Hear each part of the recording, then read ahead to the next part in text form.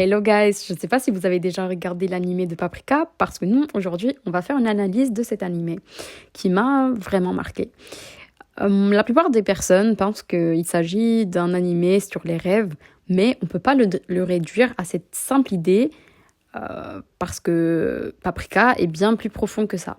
Et ça parle pas vraiment des rêves, mais l'animé parle de nous, de notre esprit et de nos contradictions et de toutes ces parties de nous-mêmes que nous essayons parfois de cacher, y compris à nous-mêmes. L'histoire imagine un monde où une technologie permet d'entrer dans les rêves des autres. À première vue, cela ressemble à une avancée scientifique extraordinaire. Mais très vite, une question apparaît. Si quelqu'un peut accéder à nos rêves, existe-t-il encore un endroit qui nous appartient vraiment ? Quand on y pense, cette question est étonnamment actuelle. Aujourd'hui, nous partageons nos pensées, nos photos, nos habitudes et parfois même nos émotions sur Internet. Les algorithmes savent ce que nous aimons, ce qui nous intéresse et parfois même ce qui nous inquiète. Paprika pousse simplement cette logique à l'extrême. Et si la technologie pouvait accéder à la seule chose qui nous reste totalement privée, c'est-à-dire notre inconscient. C'est là que l'anime devient profondément psychologique. Depuis toujours, les rêves intriguent les êtres humains parce qu'ils semblent révéler une partie de nous que nous ne contrôlons pas. Dans la vie quotidienne, nous choisissons nos mots, nous contrôlons notre comportement et nous construisons une image lisse de nous-mêmes. Mais dans un rêve, ce contrôle disparaît totalement. Nos peurs, nos désirs et nos souvenirs remontent à la surface sans demander notre permission. Presque tout le monde a déjà rêvé qu'il arrivait en retard à un examen, qu'il tombait dans le vide ou qu'il se retrouvait nu devant une foule.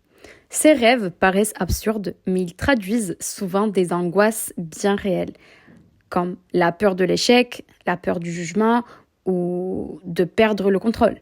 Paprika repose justement sur cette idée que notre inconscient parle un langage différent du nôtre. Un langage fait de symboles, d'images et d'émotions.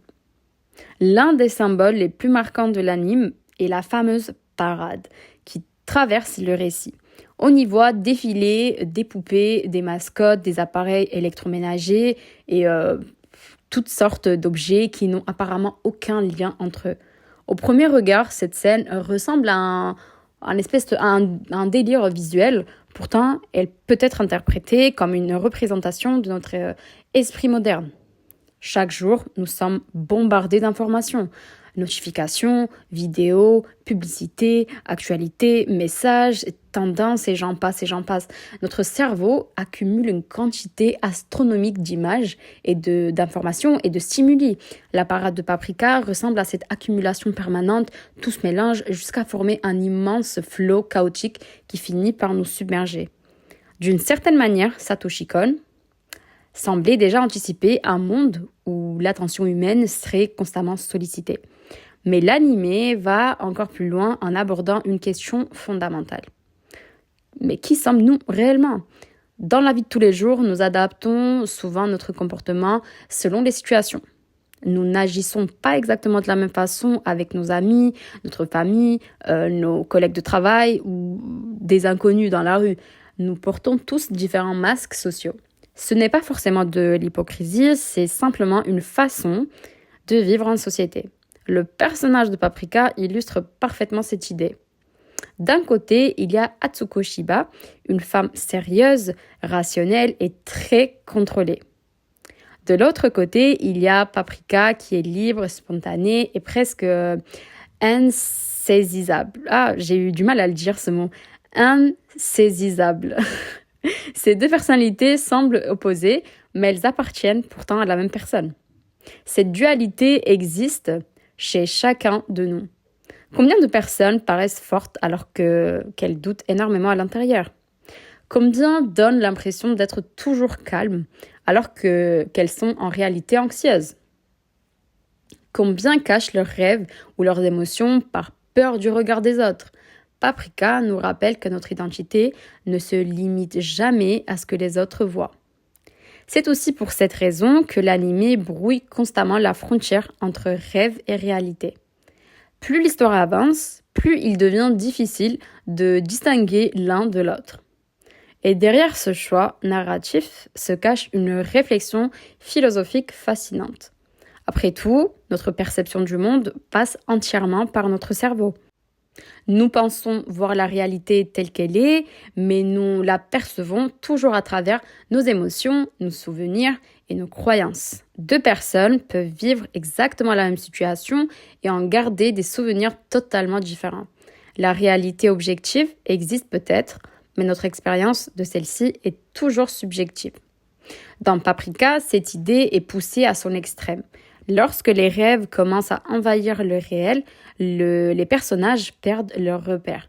Mais peut-être que Satoshi Kon cherche justement à nous montrer que ces repères étaient fragiles depuis le début. Nous aimons croire que nous contrôlons parfaitement notre esprit, alors qu'une grande partie de nos décisions est en réalité influencée par des désirs, des peurs et des mécanismes inconscients dont nous-mêmes n'avons même pas conscience. Finalement, Paprika est une œuvre qui nous confronte à une vérité inconfortable. Nous sommes bien plus complexes que nous ne l'imaginons. Nous ne sommes pas seulement des êtres rationnels, nous sommes aussi faits de rêves, d'émotions, de contradictions, de souvenirs et de fantasmes. Vouloir séparer complètement ces différentes parties de nous-mêmes est probablement impossible. Et c'est peut-être là que réside le véritable message de l'anime. La maturité ne consiste pas à supprimer ces contradictions ou à contrôler chaque aspect de notre esprit, elle consiste plutôt à accepter que plusieurs versions de nous-mêmes coexistent en permanence. Une partie rationnelle, une partie émotionnelle, une partie consciente et une autre qui restera toujours mystérieuse. Au fond, lorsque Paprika se termine, il ne nous demande pas si le rêve est réel, il nous demande quelque chose de beaucoup plus troublant. Connaissons-nous réellement notre propre esprit ou passons-nous notre vie à n'en voir qu'une petite partie ?